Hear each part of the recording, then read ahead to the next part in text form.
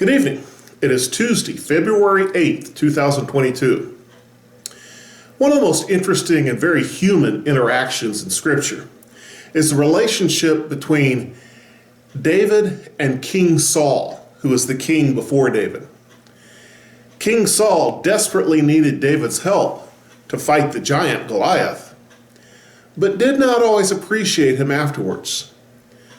This passage gives us a little insight into Saul's, quite frankly, lack of character as he dealt with David.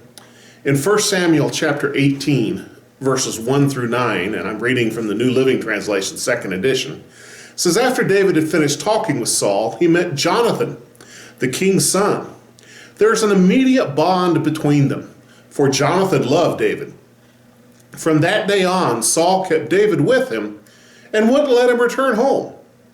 And Jonathan made a solemn pact with David because he loved him as he loved himself.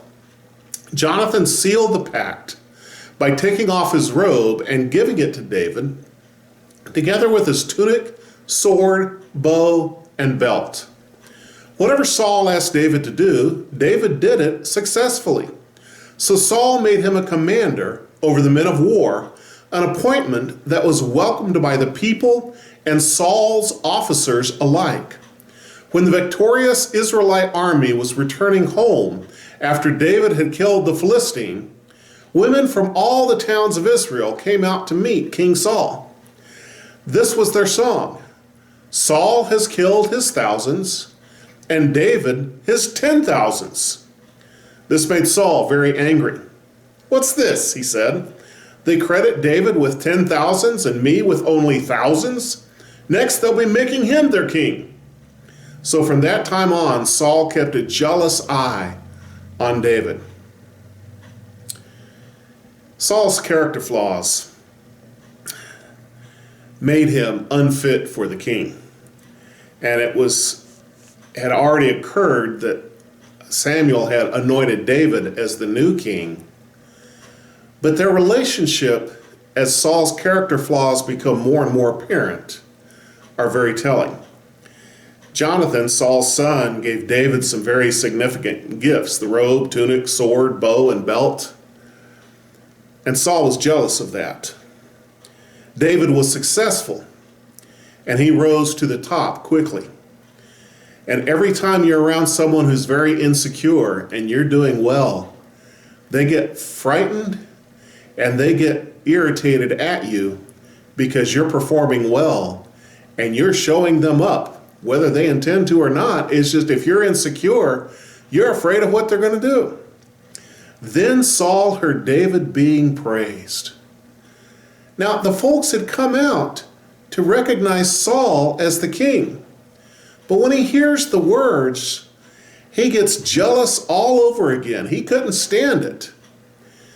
But the issue with Saul was not that the jealousy came, but he got jealous and stayed jealous. And it says from that time on, Saul kept a jealous eye on David.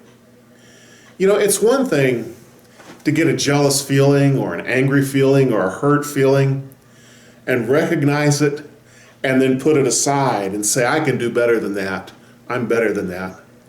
But it's another thing to take that anger or that jealousy or that greed or that hatred and dwell on it and let it grow and feed it and let it fester and let it expand.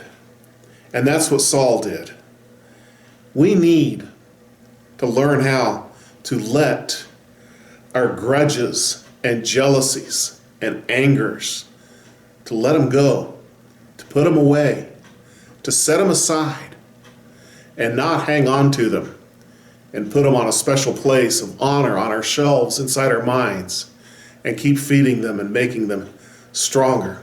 We need to set aside the things that need set aside. And if Saul had been able to do that, his later years would have been much happier. But he let himself be eaten up with jealousy over David.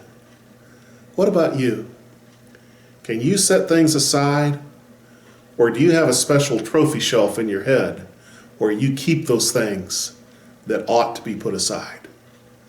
God bless you.